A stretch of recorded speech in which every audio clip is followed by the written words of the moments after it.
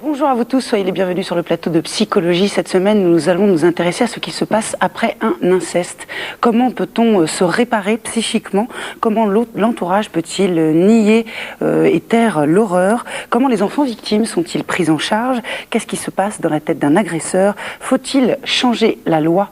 Pour répondre à ces questions, nous sommes en compagnie de Claude Almos. Bonjour Claude. Bonjour. Soyez la bienvenue. Je rappelle que vous êtes psychanalyste, vous avez beaucoup travaillé avec des enfants victimes de maltraitance et vous avez d'ailleurs, pour notre plus grand bonheur, réalisé 2 documentaires à propos de ces enfants maltraités qui ont été diffusés sur France 5. Avec nous également 3 personnes qui ont vécu le drame donc de l'inceste et qui ont réussi malgré tout à se reconstruire. Lucie est avec nous. Lucie, vous avez été victime d'un viol qui a été commis par un oncle. Bonjour à vous. Eva est également en notre compagnie. Eva, vous avez été violée par votre père à l'âge de 15 ans et vous êtes la fondatrice de SOS Inceste. Bonjour à vous également. Bonjour. Et Jean-Claude est avec nous. Bonjour Jean-Claude. Vous avez été victime pendant des années de violences physiques et sexuelles que vous infligeait votre père. Merci à vous d'être là. Merci à tous les 3 de témoigner. On va commencer avec vous, Lucie. Vous avez 37 ans. Vous avez été victime donc d'un viol qui a été commis par un oncle en dehors du domicile familial. Vous aviez entre 8 et 10 ans. Vous n'avez pas de souvenir précis de ce moment. Pardon ? J'avais pas mon agenda. Non, vous n'aviez pas votre agenda. Aujourd'hui, vous vous reconstruisez et vous participez activement à l'Association internationale des victimes d'inceste. C'est l'AIVI, dont vous êtes la trésorière. Par ailleurs, vous avez 3 enfants qui ont 10, 7 et 5 ans et vous faites très attention à les protéger d'agresseurs potentiels. On va le découvrir dans un reportage qui est signé Delphine Valleille et Pierre Chautard. Tu sais que je lui ai dit à la directrice d'Orient et également aux parents d'élèves ce que j'avais subi quand j'étais petite et que je faisais très attention avec vous parce que j'ai vraiment pas du tout envie que ça vous arrive, que vous sachiez comment faire quoi, si ça se présentait. J'ai bien compris. Ah, t'as bien compris ça? Ouais, j'ai bien compris. Vous vous rappelez ce que je vous ai raconté, ce qui m'est arrivé quand j'étais petite? Alors, il t'a fait boire un orange noir. Ouais, ça c'était après. À la plage. Il m'a attiré, il m'a dit qu'il m'emmenait à la plage. Et qu'est-ce que t'as fait? Il m'a agressé. Agressé comment? Bah, sexuellement. Je vais Tapé? l'expliquer. Hein? Taper? Bah non, tu le sais très bien. Mais agresser, c'est ça, c'est taper. Non, il n'y a pas que ça. Il n'y a pas que taper. Tristan, tu l'as bien compris, toi? Ouais. Il t'a violé. Ah, t'as touché Voilà. la nanette? Ouais, Il t'a exact. violé, il t'a touché le sexe. Ouais, exact. Et ça se fait, ça, un adulte qui fait ça à un enfant? Non. Non. Non, mais Et qu'est-ce que je vous ai dit concernant ces gens-là? C'est des malins, qu'est-ce qu'ils font généralement? il promet des choses. Ouais, promettre des choses. Il les attire sur des trucs plus qu'on aime, par exemple. Voilà, ils sont très très gentils. Bon, ça veut pas dire que toutes les personnes qui sont gentilles, c'est tous des agresseurs, hein. Maintenant, il faut faire attention. Mais après, il faut voir ce qu'ils demandent après, quoi, tu vois. Bah, ouais. Après 30 ans de silence, Lucie parle. Il y a 2 ans, elle révèle à toute sa famille le viol qu'elle a subi. José, sa sœur aînée, elle, a été épargnée par l'agresseur. Ouais, t'as eu papa, non, ou maman? Bah, j'ai eu papa avant-hier, puis maman hier. Oh, c'est toujours pareil, quoi, ça va pas trop, quoi. Mais je comprends que c'est dur, mais en même temps, moi, j'ai besoin de me réapproprier les choses, quoi. Je vais tellement mal à l'intérieur de moi et que ça se traduit des fois par... Alors c'est vrai, bon, maintenant, vous comprenez mieux comment je fonctionne et comment j'ai été jusqu'à présent, pourquoi j'étais un peu silencieuse et un peu... Et bon, j'ai beaucoup fait semblant, quoi. Elle nous a tellement super protégés et puis ça n'a pas empêché justement que ça arrive. Que ça... Oui, mais tu vois, tu dis ils nous ont super protégés, mais est-ce qu'ils nous ont protégés de la bonne façon? Je veux dire, ce qui a été dommage, c'est que bon, il y a eu d'autres problèmes à la maison qui ont fait qu'on a occulté peut-être ton problème à toi, qui était aussi grave et qu'on n'a pas réussi à être là avant, à comprendre ça, quoi. Ils savent peut-être pas te le dire, mais moi je sais qu'ils t'aiment beaucoup, qu'ils sont très mal par rapport à ça et que ils voudraient que justement tu ailles mieux pour qu'en même temps eux ils aillent mieux en fait. Même par rapport à moi, je sais très bien que quand tu vas pas, ben j'en ai un ressenti moi aussi. Moi aussi ça va moins bien. On peut pas demander à quelqu'un tu vois par exemple quelqu'un qui a une jambe cassée, on peut pas lui demander qu'elle repousse dans la nuit. Ce sera pas possible, j'irai jamais bien, ça c'est clair. Faute d'être toujours comprise en famille, Lucie trouve refuge auprès d'autres victimes. Un groupe de parole où les tabous n'existent pas. On a l'impression qu'on devait protéger aussi la famille. Et puis les parents, d'abord peut-être la personne dans certains cas qui nous l'a fait, puis aussi même les parents quand ils ne sont pas impliqués. Et je sais pas, j'ai l'impression que vraiment depuis l'enfance, en fait, on est construit comme ça. Et que finalement à l'âge adulte on continue de fonctionner comme ça quand on va mal, même pour les choses positives, quand on a des envies, quand on a envie d'avancer, etc. On a l'habitude de ne pas l'exprimer, quoi. Moi, quand j'ai été conduite en fait à vouloir régler mes traumatismes et à me rendre compte qu'en fait mes parents continuaient à me traumatiser même adulte et qu'il a fallu que je rompe avec eux, mais il faut voir là aussi le désespoir que c'est terrible en même temps. Je crois qu'on a tous grandi en essayant malgré tout de se construire une bonne image de parents, parce que sinon on n'aurait pas réussi à grandir, et quand on est adulte on continue, et à un moment donné quand on dit stop comme ça, mais c'est terriblement douloureux, même si on est grand. Et je pense que même quand on a rompu avec eux, ils sont plus toxiques de fait, mais cette douleur qui est d'avoir été obligé de se déclarer orphelin en fait, parce que c'est le seul moyen pour réussir à continuer une vie normale, c'est terriblement dur. Je pense que pour survivre à l'inceste, on est obligé quelque part de garder cette image des parents, d'idéaliser nos parents, quelles que soient les horreurs qu'ils aient pu commettre. Et c'est seulement à l'âge adulte où on peut se dire, on peut voir les choses en face et se dire non. Parfois, ça amène à une coupure quand il continue à faire plus de mal que de bien. Et puis, des fois, on peut avoir quand même des relations, disons, peut-être superficielles, ou des relations, quoi. Ouais. C'est tellement évident que on pense même plus à le dire. On vous voit discuter à la fin du sujet et essayer de devenir autonome, de ne plus protéger vos parents. Ce sont des mots qui ont été entendus dans le groupe de parole. C'est ce que vous faites aujourd'hui ? Voilà, alors je voulais préciser, c'est pas que mes parents me soutiennent pas dans ma démarche.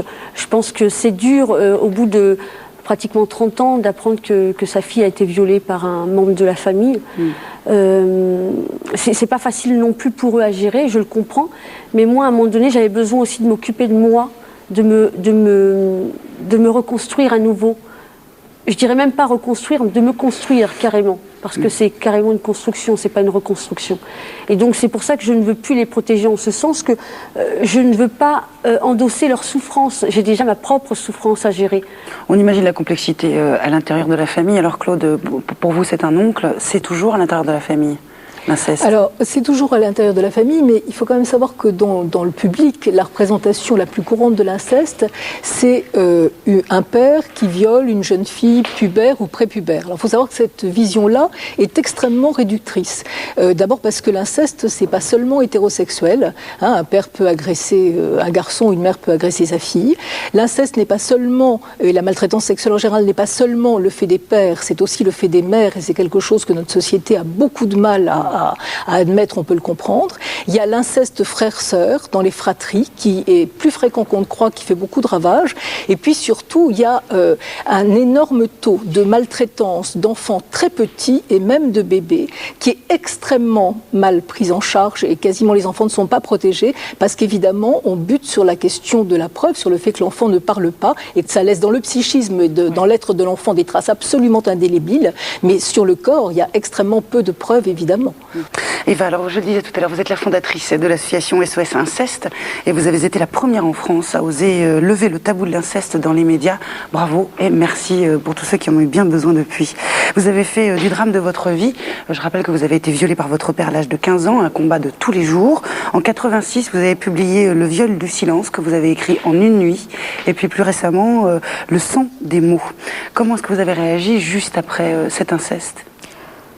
Eh bien, par le silence, surtout que c'était dans les années 50, donc à une époque où évidemment il fallait surtout, la mesure de survie c'était surtout se taire.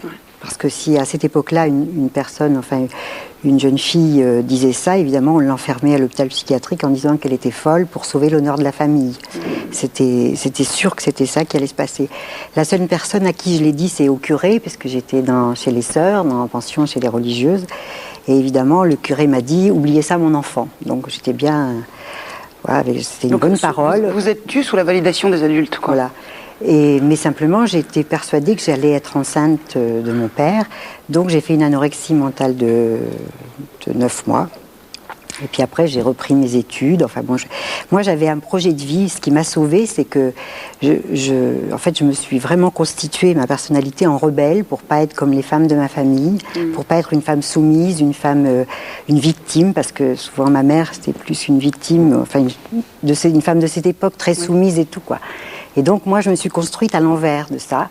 Et donc, j'étais déjà partie. J'étais partie en pension à 11 ans et je préparais mon avenir. Je savais ce que je voulais faire de ma vie. Et en fait, donc, je crois que c'est ça qui m'a sauvée parce que j'avais une identité secrète à laquelle je me suis raccrochée. Et effectivement, j'ai passé mon bac, je suis devenue institutrice, puis rééducatrice. Claude, comment est-ce qu'on peut, on va essayer de comprendre de l'autre côté, comment est-ce qu'on peut tout d'un coup basculer de parents à bourreaux, comme ça, en un moment ? Mais vous savez, on a là aussi une vision très, très réductrice du lien parent-enfant, parce qu'on parle de ça en termes d'amour, en règle générale. C'est très réducteur. D'abord parce que on ne peut rien comprendre à partir de ça. C'est-à-dire comment on peut aimer ses enfants, puis tout d'un coup on va se mettre à leur faire cette chose horrible. Bon, c'est beaucoup plus complexe que ça. D'abord, de l'amour entre les parents et les enfants, il n'y en a pas toujours. Et pas parce que les parents sont des monstres. Il peut ne pas y avoir d'amour. Mais surtout, quand on parle comme ça de l'amour entre parents et enfants, il y a une chose qu'on oublie, c'est de s'interroger sur l'essentiel, à savoir la nature de cet amour. Parce qu'une fois qu'on a dit qu'on aimait un enfant, on n'a pas dit grand-chose. Au fond, on peut l'aimer comme un animal domestique. Il y a des parents qui ne peuvent aimer leurs enfants que comme avec de l'amour sexualisé, parce que c'est le seul qu'ils ont reçu. Donc en général, et dans 99,9% des cas, c'est une répétition de ce que l'adulte a lui-même subi. Donc il fait quelque chose qu'on lui a fait à lui ou qu'il a vu faire à d'autres. Mais c'est toujours dans une répétition. Juste en précisant que tous les enfants maltraités ne deviendront pas des adultes maltraitants. Non, mais que par contre, tous les maltraitants ont été à un moment ou à un autre maltraités. Oui. Si je peux me permettre, je pense que plus la prise en charge est rapide et plus elle est dans l'enfance, et moins il y a aussi un risque de récidive. Donc on va l'aborder. Oui, en fait, je pense qu'il faut refaire l'histoire de cette société qui n'a pas voulu savoir pendant toutes ces années. Et je pense que là, la répétition, elle s'est faite au galop. C'est-à-dire que et je pense que, par exemple, la théorie freudienne qui faisait croire que toutes les petites filles rêvaient de coucher avec leur père, etc., ça a quand même une influence très très forte sur le fait qu'on n'écoutait pas les victimes, qu'on les écoutait pas dans l'ordre de la réalité, mais seulement dans l'ordre du fantasme. Et ça a été catastrophique pour les victimes d'inceste. Je pense que vous êtes chacun, effectivement, ce sont 3 histoires individuelles, mais c'est effectivement un problème de société que d'en parler avant pour ne plus en avoir à en parler après. Par quel geste ça commence, Claude, l'inceste ? En fait, l'inceste, ça commence quand il y a non-séparation des corps. C'est-à-dire que quand dans la famille, il n'y a pas pour chacun une place, et la place pour... Vous savez, comme les enfants, quand ils dessinent, ils disent « c'est ma maison ». C'est ça, la place pour chacun son intimité. Alors Jean-Claude, vous avez été victime d'attouchements répétés qui ont été commis par votre père dès l'âge de 2 ans, et ce jusqu'au viol, alors que vous aviez 7 ans. Dès que vous l'avez alerté, votre mère a porté plainte. Votre père a été condamné à 3 ans de prison pour agression sexuelle, mais le viol, lui, n'a pas été reconnu. La justice vous a placé dans une institution religieuse sans aucun suivi psychologique. Vous dites que votre père en a pris pour 3 ans et que vous en avez pris pour 7, en gros. Vous ressentez ce que vient de décrire Claude ? Oh oui, tout à fait. D'autant plus que pour moi, ça a commencé par des attouchements, de ce que je me souviens, à l'âge de 2 ans. Donc ensuite, il a voulu monter d'un cran. À un moment donné, il a carrément, il m'a assujetti carrément à la fellation. Donc moi à l'époque j'ai refusé. Donc je vous laisse imaginer mon jeune âge le choc que j'ai eu. Donc là moi j'ai refusé, je me suis enfui. Donc ça se passait dans un véhicule, il m'a rattrapé. Et en plus j'ai pris une correction magistrale, il m'a jeté sur la banquette arrière et il est reparti sur le chapeau de roue. Donc de là j'ai été tranquille pendant à peu près, je dirais, 3 à 6 mois. Et après il a récidivé dans une maison qui était en travaux, qu'on allait un appartement quoi. Et là il s'est enfermé à double tour avec moi. Il me prenait il disait à ma mère, il prétextait qu'il y avait les travaux, donc il me prenait avec lui. Et c'est là que les viols ont commencé, quoi. Mais alors, dans une extrême violence, puisque, il m'a pris par les aisselles, il m'a plaqué violemment sur un tabouret, et il m'a carrément violé, quoi. Vous parlez de votre père, hein. Oui. Quelles conséquences ça a sur un enfant qui a un père et encore une fois un bourreau, un monstre, je sais pas quel mot on emploie. Je crois qu'on n'insistera jamais assez sur l'importance de la destruction psychique que produit l'inceste chez un enfant à plusieurs niveaux. Alors d'abord, il y a le lien à l'agresseur et au-delà de l'agresseur à tous les adultes. C'est-à-dire qu'il y a un adulte qui normalement est protecteur, l'enfant lui fait confiance, il y a des sentiments, etc. Tout d'un coup, il se met à se conduire effectivement comme un monstre et en plus il faut se rendre compte d'une chose, et ça on s'en rend tout à fait compte en thérapie, c'est qu'une fille de 15 ans c'est épouvantable quand un homme la viole, mais elle sait à peu près de quoi il s'agit. Une enfant de 3 ans ou un petit garçon ne sait pas ce qui lui arrive. Donc tout d'un coup, il y a une personne qui se transforme, qui devient un monstre. Dans les thérapies, on voit les enfants parler du visage déformé par la jouissance, par exemple. C'est quelque chose qu'on trouve qui est incompréhensible pour l'enfant. Donc c'est l'horreur. Bon, il y a le monde qui bascule, parce que le monde devient un monde sans loi, une jungle, où il y a des prédateurs. Il y a le symbolique, ce que nous appelons le symbolique qui éclate, c'est-à-dire que comment on fait un arbre généalogique à partir du moment où dans l'arbre généalogique, on est à la fois la femme de son père et la fille de son père. C'est-à-dire qu'on est à 2 étages. Tout explose. Il y a des atteintes à ce que nous appelons le narcissisme de l'enfant, c'est-à-dire l'idée qu'il a de lui-même, la valeur qu'il peut s'accorder, parce que là, on le traite comme un objet. Et puis, il y a des effets sur la sexualité. Et là aussi, à 2 niveaux. Moi, je dis souvent, pour illustrer, mais je crois que ça dit assez bien les choses, que quand on branche de la sexualité adulte sur la sexualité d'enfant, c'est comme si on branchait du 220 sur du 110. Ça fait tout exploser. Bon. Et ensuite, il y a des dégâts pour la suite, parce qu'il faut savoir que cet acte ou ces actes, ils s'inscrivent bien sûr dans le psychisme, mais ils s'inscrivent aussi dans une mémoire du corps, c'est-à-dire comme des émotions violentes, de peur, etc. Mais c'est des émotions intenses. Et au moment après l'adolescence, à l'adolescence, où la sexualité adulte va se mettre en place, c'est toutes ces émotions-là de l'enfance et de la petite enfance qu'elle va se mettre à réinvestir. Donc c'est ça qui va être réinvesti. Et c'est par là, évidemment, que ça passe, la répétition. On va voir avec vous... Excusez-moi, si je peux me permettre pour appuyer, en fait, c'est vrai que en fait, il y a aussi l'enfant est séducteur. À la base, tout enfant est séducteur, il aime séduire, il aime qu'on l'accepte, etc. Et en fait, ces personnes-là vont jouer là-dessus. Ils vont porter la responsabilité sur l'enfant. C'est l'enfant. Moi, j'entends des fois des gens qui disent c'est l'enfant qui m'a aguiché, alors qu'un enfant n'aguiche pas. C'est à l'adulte de poser l'interdit. Voilà. Il faut bien le. Je crois que vous avez été très claire. Oui, parce que là, non, c'est vrai, parce qu'on porte toujours la responsabilité sur l'enfant, quoi. Non, pas toujours. Heureusement, pas toujours. Oui, pas toujours. Alors, on va voir donc avec vous, Eva, comment vous êtes parvenue à briser le silence et à vous reconstruire. D'abord, grâce à votre imaginaire, à la peinture, puis à l'écriture. Vous parlez parfois de ce douloureux passé avec votre fille qui s'appelle Sita. Elle a 34 ans aujourd'hui. Et vous travaillez toujours pour l'association SOS Inceste que vous avez fondée. Vous mettez toute votre énergie à convaincre les politiques qu'il faut changer la loi. Un reportage d'Alice Cohen et de Christian Mignard. Ah bah oui, ça c'est...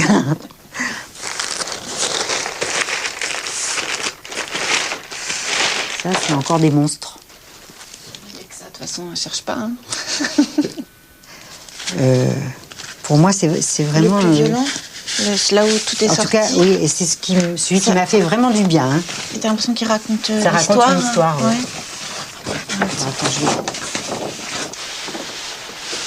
Bah, c'est des monstres qui s'entretuent. Bah, celui-là, là au bout, il y a un bébé qui est broyé. Et c'est ce qui se passait à l'intérieur de toi? Oui.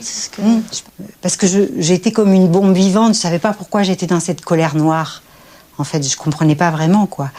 Et c'était cette colère qui me torturait le ventre et tout. Et quand j'avais dessiné ça, après, j'étais très zen, quoi. Enfin, l'inceste, c'est d'être dévoré par son père. Lâche, tu vois, si. Moi, j'ai su tard, quand même, ton histoire. Oui. Hein Moi, j'ai des souvenirs de rentrée d'école où j'angoissais parce que je savais que j'allais trouver ma mère en larmes, quoi.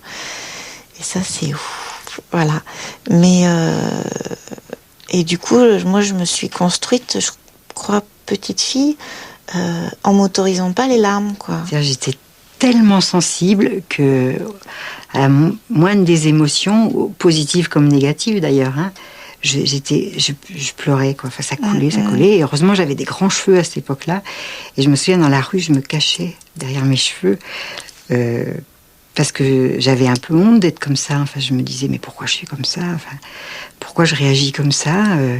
Mais en fait, c'est comme si j'avais pas de peau pour me protéger. Enfin, je vibrais à tout. au moment où tu me l'as annoncé, moi j'ai eu un soulagement à ce moment-là, mais incroyable. C'est comme si tout ce non-dit que je percevais depuis toute petite, au travers de plein de choses, s'éclairait, comme si j'avais des mots sur cette souffrance. Et pour moi, ça a été vraiment une libération, quoi.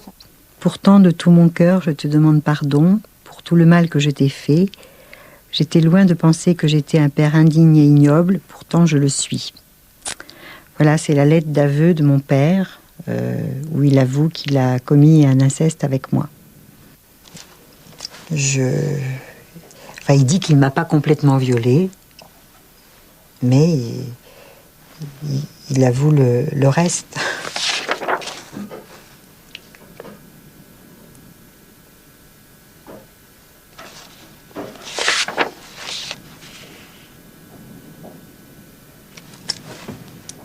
Même le demi-aveu, pour moi, c'était fort, quoi. C'était violent, mais c'était une violence nécessaire, quoi.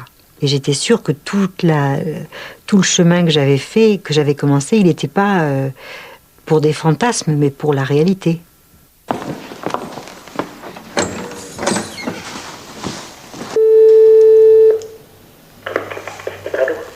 Monsieur Sauger ?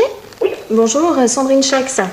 Oui, Sandrine. Excusez-moi de vous déranger, je me permets de vous appeler. Je suis avec Eva Thomas, qui est la fondatrice de l'association SOS Inceste. Et on s'est dit que ce serait bien de faire un peu le tour des parlementaires pour voir dans quelle mesure on pouvait contribuer à faire changer la loi. Et donc on se demandait si éventuellement vous accepteriez de nous rencontrer pour qu'on puisse vous exposer ces points-là et voir ce que vous en pensez et si on peut aller un peu plus loin avec une proposition de loi ou quelque chose comme ça. Moi, c'est bien volontiers que je vous rencontrerai. Moi, c'est à votre disposition. Dans le mois qui vient, on trouvera bien un moment. Bah, écoutez, merci beaucoup. Je vous en prie, j'en merci. À bientôt. Au revoir, monsieur le sénateur. Bravo. Il faut travailler. Ce qui aujourd'hui est très difficile, et c'est ce qu'Eva, tu as souligné dans ton livre, hein, ce qui est très difficile, c'est qu'en fait, une personne ne peut pas parler de faits prescrits. Il faut ajouter une exception. C'est-à-dire enlever cette limite à parler pour les cas d'inceste. Pour les cas d'inceste. D'une part, on vous dit reconstituez votre histoire, allez chez les psys pour retrouver la mémoire, etc. Et puis quand vous avez bien retrouvé votre mémoire, on vous dit stop, vous n'avez pas le droit de parler en public. Et à ce moment-là, impossible d'assumer son histoire socialement. C'est déjà un meurtre psychique, ce qu'on a vécu dans l'enfance. Et là, c'est une deuxième fois, on vous tue. On vous dit non, vous n'avez pas le droit de parler, et on vous tue une deuxième fois. Donc ça, c'est pas possible. Alors on va faire le tour de l'état de la loi, de ce qu'elle devrait être, de ce qu'elle sera peut-être demain. Mais d'abord, j'aimerais qu'on revienne à SOS Inceste, que vous avez fondé en 85. Dans quel but ? Parce qu'à cette époque-là, il n'y avait pas de lieu pour parler. Et en fait, il m'a semblé absolument indispensable de créer un lieu pour que les victimes puissent parler. En fait, c'était le premier but de la création de cette association. Une thérapie en même temps ? La parole ? La parole, oui, bien sûr. Et de se retrouver en plus entre victimes, c'est absolument génial, parce qu'on termine les phrases de l'autre. Enfin, on est tellement... on trouve ensemble notre normalité, c'est-à-dire qu'on a réagi, tout ce qu'on appelle des symptômes, etc., c'est une réaction normale au traumatisme. Donc on découvre ensemble que, on a vraiment fait des chemins qui se ressemblent, et ça, ça nous reconstruit les uns les autres, quoi. Vous trouverez bien entendu les coordonnées des SOS Inceste sur le www.france5.fr. On va avancer sur la loi. Dans le sujet, vous dites à la fin, il y a prescription, il y a un moment où il faut se taire. Quels sont les points qui doivent être modifiés à votre avis ? Quand on vous appelez les sénateurs, c'est pour modifier quoi ? Alors la loi a déjà été modifiée, puisque maintenant c'est 20 ans après la majorité au lieu de 10 ans après la majorité. Mais je pense que ce qu'il faut absolument modifier, d'abord, c'est qu'il faut faire inscrire l'interdit de l'inceste dans le code pénal parce qu'il n'y est pas. Et le deuxième endroit où on peut faire changer, ce serait de libérer la parole des victimes, parce que la prescription, c'est pas seulement vous n'avez plus le droit de porter plainte, c'est vous n'avez pas le droit de parler de ça. Et c'est encore une façon de nier les victimes. Et ça, c'est pas possible, parce que ça les mène au suicide. Même si elles ont fait des thérapies, on a à l'association SOS Inceste, il y en a un certain nombre qui ont milité avec nous et qui ont fini par se suicider. Il y a la même problématique, dans un autre cas, il y a bien sûr les signalements qui sont extrêmement compliqués à faire. Claude, vous avez été amené, vous professionnellement, à faire quelques signalements. J'imagine que la situation est très compliquée à gérer. Oui, j'en ai fait comme tout le monde beaucoup. Alors il faut savoir quand même que autrefois, Eva a raison, personne ne voulait en entendre parler. Moi, quand j'ai commencé à travailler, on me disait que c'était mes fantasmes. Hein. Alors c'est vrai qu'on s'appuyait là-dessus sur Freud, et pourtant Freud n'a pas dit que ça n'existait pas. Freud a simplement dit que beaucoup de femmes s'interrogeaient, fantasmaient sur le fait que peut-être elles avaient été violées et en fait ne l'avaient pas été. Hein. Mais au début, on me disait c'est vos fantasmes. Aujourd'hui, la loi fait obligation aux professionnels de dénoncer tout ce qui est maltraitance de tous ordres. Néanmoins, c'est extrêmement facile pour les parents d'attaquer en diffamation. Mais ce dont je me suis rendu compte, moi, ou en faisant des signalements, ou en écrivant des rapports quand déjà l'affaire est en cours, qu'il faut demander au juge des enfants de maintenir l'enfant hors de sa famille, etc. Mais il y a une espèce d'angoisse quand on fait ça, parce qu'on se dit, et après tout, et si je me trompe ?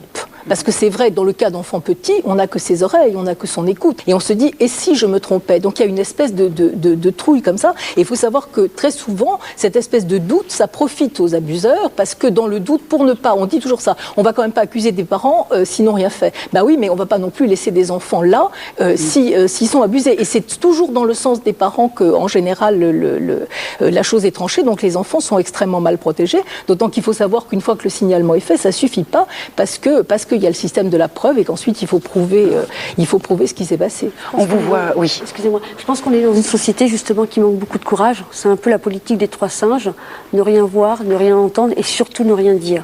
Et je pense qu'il y a pas mal de gens qui portent la responsabilité d'enfants qui sont aussi en détresse, quoi. On vous voit, Eva, lire la lettre de demi-aveu de votre père. Qu'est-ce qu'elle vous a apporté, cette lettre ? Eh bien, ce que je disais, c'est-à-dire que j'ai pu me construire sur la vérité. Et je pense que c'est très important pour les victimes d'avoir un père qui avoue.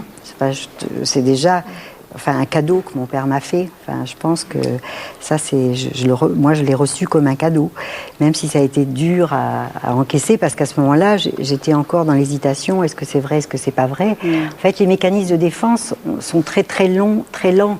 Il faut beaucoup, beaucoup de temps pour arriver à se persuader soi-même qu'on a vécu ça, parce que on essaye de se garder un père respectable, un bon père, etc. C'est le plus important. Et puis quand on est sûr qu'effectivement on a été abusé par son père, à ce moment-là, l'image du père sombre complètement. Et en fait, mais en même temps, on se délaisse de la culpabilité, ce qui est très important, parce qu'on porte la culpabilité à la place du père, et là, la culpabilité s'en va. Jean-Claude, la condamnation de votre père vous a aidé ? Pour moi, je vous dirais non. De toute façon, qu'il aurait été condamné, il n'était condamné que 3 ans. Normalement, suivant la loi, c'était 20 ans de réclusion qu'il aurait dû prendre. Ça, j'en suis certain. Actuellement, un viol, c'est 20 ans. Mais il y a une chose, c'est que, à la différence de Eva, c'est que mon père n'aurait jamais avoué. Il n'a jamais. Il aurait pu se faire massacrer. C'est quelqu'un déjà qui était très fort de caractère. Il a nié l'évidence jusqu'au bout. Le viol n'a pas été reconnu, mais même les attouchements, les attouchements, je pense que si, ça a été reconnu. Parce que à l'époque, ils ont quand même passé des examens. Il faut savoir qu'il y a eu une très forte pression d'adultes quand même. J'ai eu quand même, on m'a mis des électrodes sur la tête pour savoir si j'étais pas fou. Donc ça déjà, ça m'a quand même déstabilisé. Et donc pour lui, Vous aviez quel âge ? Quand on m'a fait ça, j'avais 7 ans. Donc en plus, à savoir qu'à l'époque, il n'y avait aucun témoignage. Donc le seul témoignage que j'ai fait, c'était à l'hôtel de police, pardon. Et il a fallu que je récidive 3 fois, puisqu'il n'y avait aucune prise d'enregistrement sonore et audiovisuel à l'époque. Donc il a fallu aussi que je réitère mon témoignage au tribunal. Après, ce qui a été encore plus dur, puisque donc... enfin, à l'époque, ils ont eu quand même l'intelligence de ne pas me confronter à lui. Ils ont évité quand même. Voilà. Mais s'il n'y a pas eu de procès, s'il y en avait eu un, ça vous aurait aidé ? voilà, moi je réfléchissais justement à ça pendant que Jean-Claude aussi parlait, tout en l'écoutant. C'est vrai que bon, Eva parlait d'une lettre. Il faut pas rêver. Hein, je veux dire, la plupart des agresseurs ne font pas de lettres. C'est un cas vraiment exceptionnel, je pense. Voilà. Procès, c'est pareil. Il y a beaucoup de non-lieux, malheureusement, faute de preuves. Comme je vous disais tout à l'heure, c'était un peu d'humour noir quand je vous ai dit j'avais pas mon agenda sur moi parce qu'il faudrait peut-être pratiquement noter les jours où on se fait agresser et violer pour la loi. Donc voilà, mais le procès ça ne résout rien, c'est un début. C'est une étape dans la reconstruction de l'individu.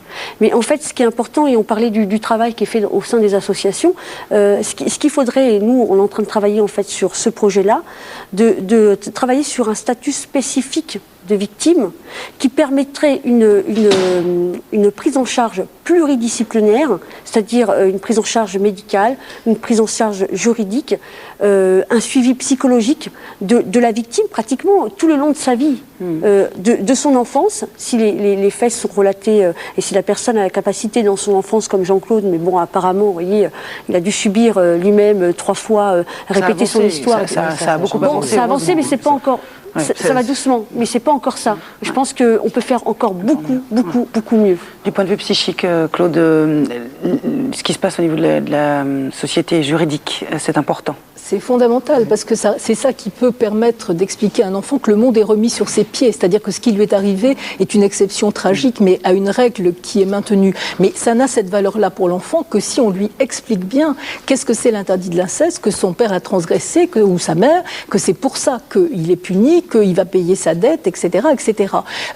Et ça permet d'ailleurs aussi d'expliquer à l'enfant quelque chose qui est fondamental, c'est-à-dire pourquoi l'adulte a fait ça. Si on pense qu'on est issu d'un monstre, on ne peut pas se construire. Donc il faut pouvoir expliquer à l'enfant qu'est-ce qui s'est passé dans l'histoire de ce parent pour qu'il fasse une chose aussi monstrueuse. Il y a aussi une chose, c'est pas seulement que l'agresseur soit puni, c'est que l'enfant soit autorisé à ne plus vivre dans sa famille. Et je dis ça parce qu'il y a à l'heure actuelle des centaines et des centaines, pour ne pas dire plus, d'enfants qui, alors qu'il y a eu des signalements multiples, vivent toujours dans leur famille parce qu'on considère que le milieu naturel est ce qu'il y a de mieux pour un enfant. C'est vrai quand il est bien, mais sinon c'est une catastrophe. Et puis toujours pas ce que je disais tout à l'heure, c'est-à-dire qu'on s'imagine qu'il y a toujours de l'amour dans les familles et qu'il est toujours bon pour les enfants, ce qui est absolument faux. Oui, alors qu'en fait, le père se tue en tant que père quand il fait une chose comme ça. Donc en fait, on n'a plus de père. Le père ou la mère, même si c'est le père le plus souvent. Oui, c'est ça. On va partir à présent, on est obligé d'avancer. Parce que je voulais dire, mon agresseur est mort. Vous voyez, moi, la seule chose qui vraiment, dans mon histoire, un bien pour un mal,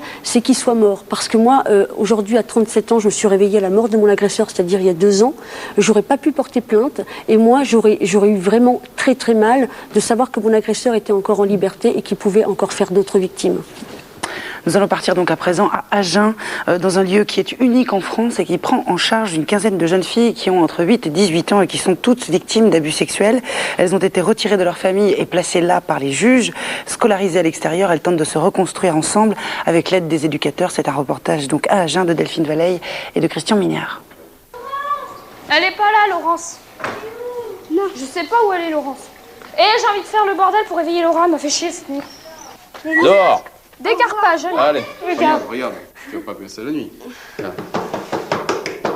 Fais comme ça, tu tournes en même temps ton moule. On dirait un oiseau qui est en train de becqueter. Ben oui, c'est un peu ça. C'est pas... Oh. Allez, fais l'oiseau. Allez. Ça te plaît d'être ici? Ouais. Atelier cuisine, oui, mais pas dans ce foyer. J'aime pas trop ce foyer. Pourquoi? Parce que t'as tout le monde qui déprime, d'autres qui font des tentatives de suicide, tout ça, ça me saoule. Ils font ça pour que les éducs soient plus. Ça, par contre... Ah oui? J'aime pas. Tu penses qu'il y en a qui font ça pour attirer l'attention? Ouais. Ou déprime aussi, c'est une solution, mais aussi pour qu'on s'occupe d'eux. Expression corporelle, équitation, atelier cuisine, des activités pour revaloriser les enfants et les mettre dans une dynamique de réussite. Bon, parce que souvent des jeunes filles qui sont en difficulté avec leur corps, elles ont tendance à tomber dans l'anorexie ou dans la boulimie. Et nous, on essaye de les ramener à une alimentation normale, de se réapproprier l'alimentation, de se réapproprier leur corps également. Ouais, Sandra, s'il vous plaît, vous remettez le pot de fleurs en place? Eh bien, vous essayez.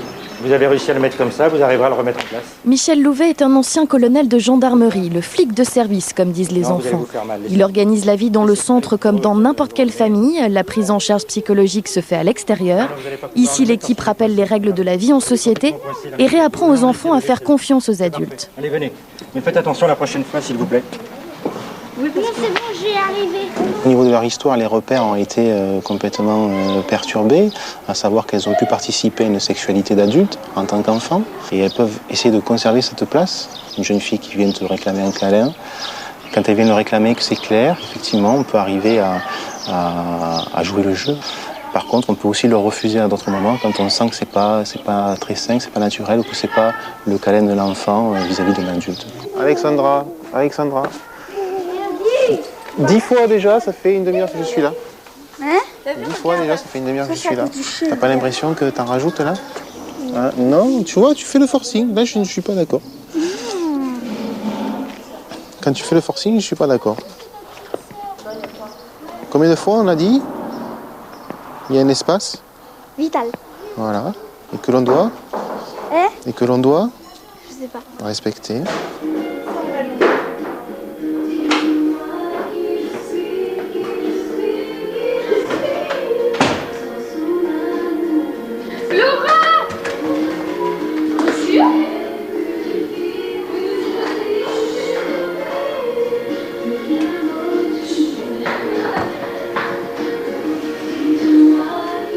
Fin de journée, un passage difficile, c'est l'heure où les angoisses remontent.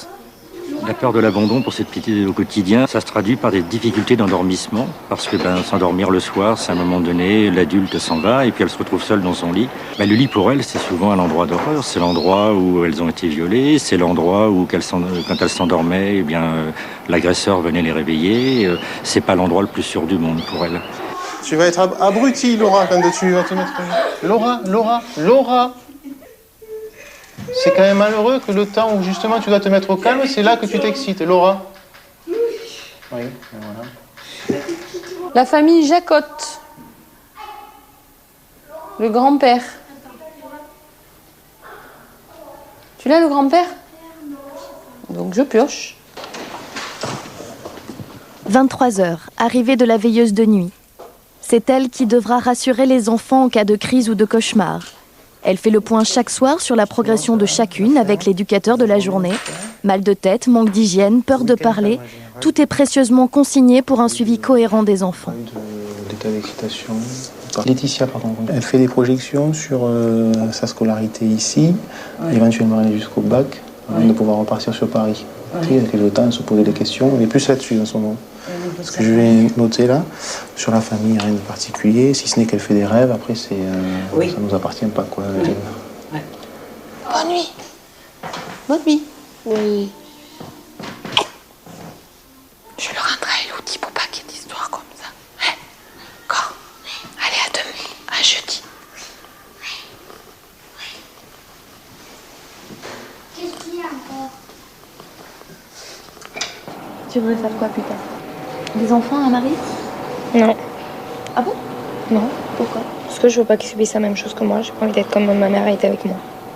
Donc comme mes parents étaient avec moi. Et aujourd'hui, tu veux les retrouver, tes parents? Oui. Malgré tout ce qui s'est passé? Oui. Parce que j'aime mon père, j'aime ma mère. C'est ma raison. C'est ma vie. Voilà, et cet endroit est, je le rappelle, unique en France. Pourquoi, Claude? Parce que comme on ignore ou on veut ignorer l'importance de la destruction psychique, du coup, on ignore de la même façon la nécessité absolue des soins. On est au niveau du Moyen-Âge pour ce qui est de soigner les enfants. Un travail de thérapie n'est possible que si l'enfant est dans un milieu de vie, soit une famille spécialement formée pour ça, soit une institution comme là, où on puisse faire une lecture décryptée vraiment jour après jour et quasiment heure après heure. D'ailleurs, on voit bien, on sait ce qui s'est passé pour chaque enfant à chaque moment, etc. Ce qui s'est passé parce que l'enfant fait se rejouer des choses, parce qu'il pose des questions, parce qu'il fait des actes délictueux qui sont en fait des appels à ce qu'on lui mette la règle, il montre comment on l'a transgressé pour lui, etc. Alors en France, c'est pas du tout ça qui satisfait dans la majorité des cas. Hein.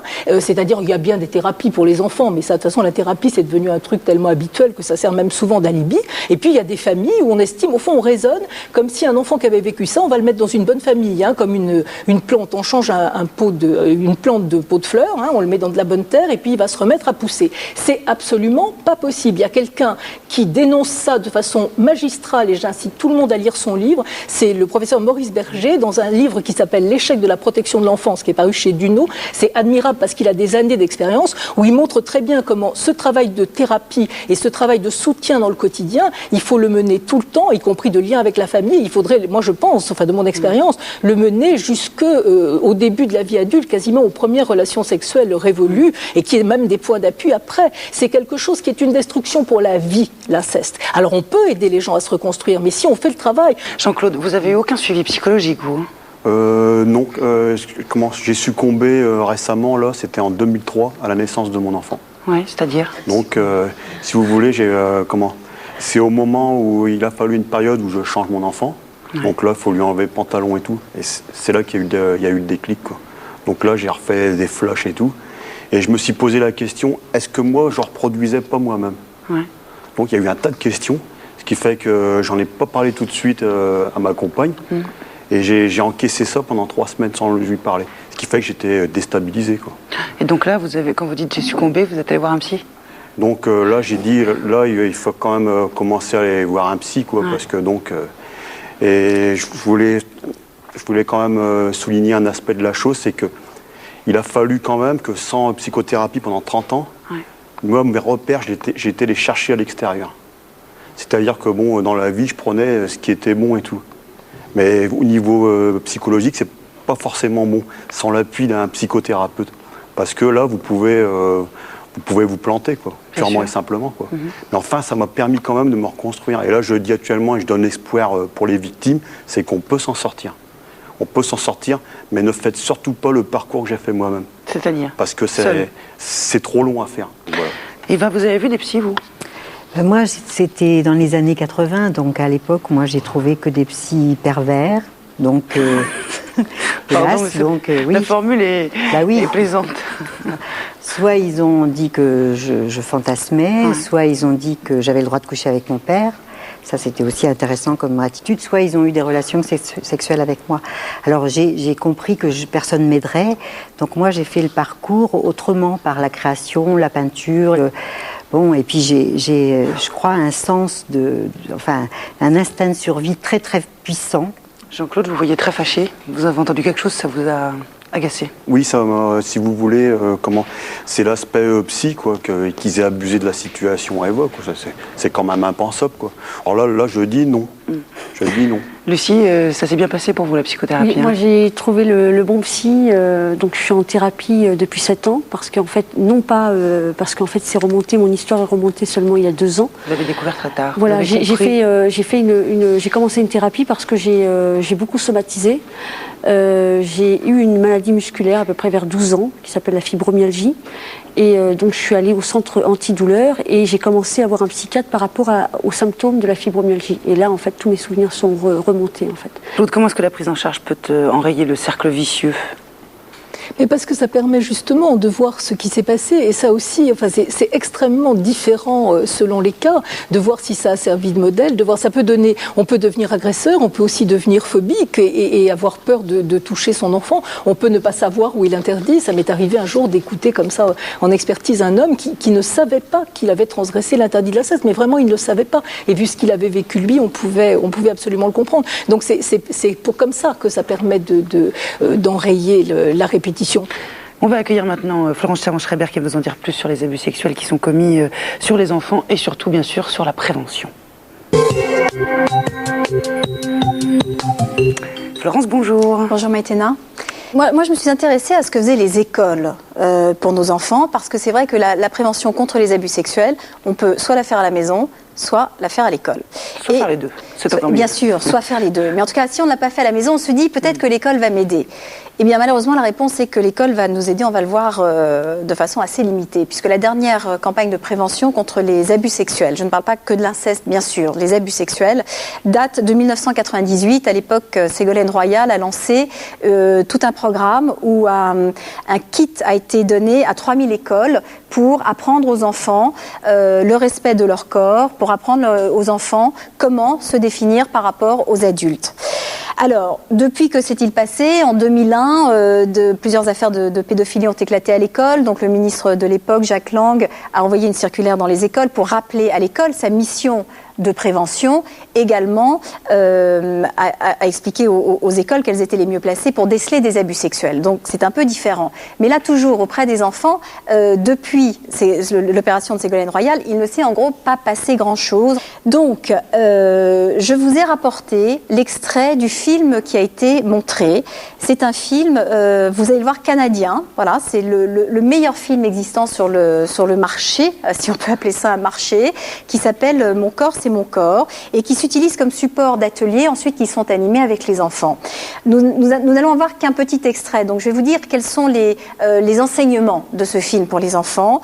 Premièrement, ça leur permet de mieux identifier leurs sentiments, ce qu'ils aiment, ce qu'ils n'aiment pas, quelque chose qu'ils sentent comme étant bien pour eux et quelque chose qu'ils sentent comme étant mauvais pour eux, de communiquer ses sentiments et particulièrement de savoir dire non, de savoir s'imposer aux yeux d'un adulte, d'obtenir de l'aide en cas de besoin, bien sûr, de savoir ce qu'est un abus sexuel, la définition, des explications très concrètes, et surtout l'objectif est de leur permettre d'appliquer des règles d'autoprotection.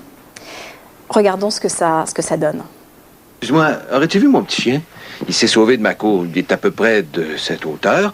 Et il est brun avec des marques blanches et des grandes oreilles. Est-ce que tu l'aurais vu? Non, je l'ai pas vu. Allez! C'est quoi ça? Ah, c'est un sifflet à chien. Allez! Et comment ça se fait que j'entends rien quand vous sifflez? Il fait un son aigu que les chiens entendent, mais pas les humains. Ah, viens, mon chien! Viens! Allez! Il y a tellement de monde dans le parc qu'il a dû se cacher. Ouais, en tout cas, moi, je le vois pas. Moi non plus. Ben, peut-être qu'il se cache dans le bois. J'ai un chien, puis il aime ça jouer avec les écureuils dans le bois. Pas bête comme idée. On devrait aller voir, tiens. Est-ce que je peux siffler? Sûr. Allez! Allez! Viens, mon chien. Allez! On devrait aller voir près des arbres, là-bas. OK. Allez! Mon beau chien, il est peut-être par là. Allez! Arrêtez. Ça suffit, merci. Alors ce film-là, donc est canadien et date d'il y a bien 20 ans. Il y a 20 ans. C'est pas jeune. Alors comme justement l'école donc fait des choses, mais c'est quand même assez limité. En tout cas, on ne peut pas garantir que ça va se passer à l'école. Je vous ai sélectionné un certain nombre de livres, voilà, qui vont permettre d'en parler avec les enfants, parce que ça n'est pas un sujet facile. C'est un sujet qui est angoissant pour les enfants. Ce premier livre, J'ai peur du monsieur, par Virginie Dumont chez Actes Sud, a une vertu absolue, c'est que non seulement elle décrit des actes d'agression sexuelle, mais également la réaction de l'enfant lorsqu'il apprend que ça existe, parce que la prévention va supposer d'inquiéter les enfants. Et cette histoire-là va jusqu'au bout, jusqu'à l'enfant qui du coup va se méfier de membres de sa famille et comprendre quand même qu'on peut faire confiance aux adultes, mais qu'il faut rester vigilant. Actes Sud Junior à partir de 7 ans. Petit mais futé, extrêmement pratique, rédigé par Marcel Lamarche et Jean-François Beauchemin. Marcel Lamarche anime un réseau canadien, c'est vrai, qui s'appelle Enfants Retour, spécialisé dans les disparitions d'enfants. Extrêmement pratique, ce livre parle de comportement et de comportements que les enfants peuvent adopter. Donc on peut le lire avec eux. Ça c'est pour les pré-ados, c'est aux éditions de l'Homme à partir de 9-10 ans. Laurette a peur dehors, ça c'est pour les plus petits, c'est l'histoire d'une petite fille qui a affaire à un exhibitionniste et qui rentre terrorisée chez elle et qui n'ose pas en parler. Et c'est sur vraiment le fait de rassurer les enfants pour qu'ils puissent s'exprimer et le dire. Alors ça, si vous avez la maison d'édition, je veux bien. Là, chez Albin Michel Jeunesse. Ah, c'est chez Albin Michel et c'est pour les tout petits, ça, dès 4-5 ans. Alors le dernier, probablement le plus facile à utiliser, abus sexuels non. où on va retrouver deux personnages extrêmement populaires auprès des enfants qui s'appellent Tom Tom et Nana, et qui là parlent alors là, très clairement non seulement d'agression possible, mais surtout de comportement à adopter. Donc c'est très pratique. J'ai vu les enfants le feuilleter, celui-ci, c'est celui qu'ils vont attraper le plus facilement. C'est chez Bayard Jeunesse et c'est à partir de 5 ans. Donc de la littérature, il y en a beaucoup. On l'a dit tout à l'heure, juste rappelons-le pour qu'il n'y ait pas de confusion. Les enfants ont une sexualité. C'est la leur, la sexualité des enfants, qui n'a rien à voir avec la sexualité des adultes. Quel est le rôle de l'adulte vis-à-vis de la sexualité de l'enfant ? Alors en fait, les parents, ils ont un triple rôle. La première chose, c'est ils doivent informer l'enfant. Françoise Dolto disait qu'à 3 ans, un enfant devrait savoir ce qu'est la différence des sexes, ce qu'est le devenir de chaque sexe, ce qu'est le rôle de chaque sexe dans la procréation, ce que c'est que la grossesse, l'acte sexuel, etc. Bon, ça c'est la première chose et c'est extrêmement important qu'un enfant soit informé que ça existe. Parce qu'il faut savoir quand même que c'est parce que l'enfant a besoin de savoir que quelquefois il va suivre une grande personne qui lui propose un truc qui... voilà. La deuxième rôle des parents, c'est d'expliquer en même temps aux enfants les deux interdits qui régissent la sexualité. Le premier, c'est l'interdit de la sexualité entre adultes et enfants, en expliquant bien qu'il y a des grandes personnes qui font semblant qu'elles ne savent pas cet interdit-là, en disant vraiment que c'est interdit, c'est la meilleure prévention par rapport à la pédophilie pour les enfants. Et la deuxième chose, c'est l'interdit de l'inceste, c'est-à-dire que tout ce qui est sexualité est interdit dans la famille, en précisant bien que les jeux sexuels sont permis avec les enfants, mais interdits entre frères et sœurs. Et puis la troisième dimension du rôle des parents, c'est de respecter l'enfant. Ça veut dire d'abord lui donner le sens de la propriété de son corps. Or, un enfant ne peut avoir le sens de la propriété de son corps et donc dire à un agresseur non, ça c'est à moi, c'est pas à toi, tu me prendras pas, que s'il est autonome. Un enfant à 3 ans, il devrait être capable de se laver seul, de s'habiller seul, de se débrouiller tout seul au cabinet, etc. C'est extrêmement important pour qu'il ait vraiment conscience de son corps. C'est faire en sorte de ne pas provoquer d'émotions, parce que sinon on érotise l'enfant. Alors provoquer des émotions, un enfant, Françoise Dolto disait, c'est un volcan d'érotisme, c'est très facile. Donc on ne dort pas avec lui, on évite tout ce qui est câlin trop prolongé, quand on sent que c'est un peu ambigu, etc. Et puis Françoise Dolto disait aussi, elle avait raison, qu'il faut le respecter, disait-elle, jusque dans ses regards comme un hôte de passage. Et c'est vrai que la nudité des parents, par exemple, c'est quelque chose qui est très violent pour l'enfant. Il se sent dévalorisé devant ses corps qui pour lui sont très grands, très beaux. Et puis en même temps, il n'y comprend plus rien parce qu'un enfant, quand il voit des choses, il a envie de les toucher. Là, on lui dit on ne peut pas toucher, en même temps, on montre. Et puis en même temps, la nudité, ça met du sexe à la fois partout et nulle part, donc ça perturbe l'enfant. Donc vraiment, le respecter, c'est tout ça. Et c'est ça aussi, c'est pas seulement ce qu'on raconte à un enfant, c'est comment dans le quotidien, dans les actes du quotidien, les choses les plus ras et pâquerettes du quotidien, qu'on l'aide à se construire et qu'on l'aide à pouvoir résister. Encore une fois, et ce sera le mot de la fin, en parler avant pour ne pas avoir à en parler après. Si vous souhaitez approfondir le sujet, voici quelques livres de référence. D'abord les deux vôtres, Eva, Le viol du silence aux éditions J'ai lu et Le sang des mots qui apparaît aux éditions Desclés de Brouwer. Vous pouvez également lire Vivre après l'inceste, signé par le psychiatre Roland Coutenceau, qui était également paru chez Desclés de Brouwer. Inceste au singulier, un témoignage de Virginie Talmont aux presses de la Renaissance, et Inceste cette fois au pluriel, un ouvrage co-signé par 7 psychanalystes qui est apparu au PUF, sans oublier bien sûr votre livre, Claude, Parler c'est vivre, qui est apparu lui chez Nil Éditions.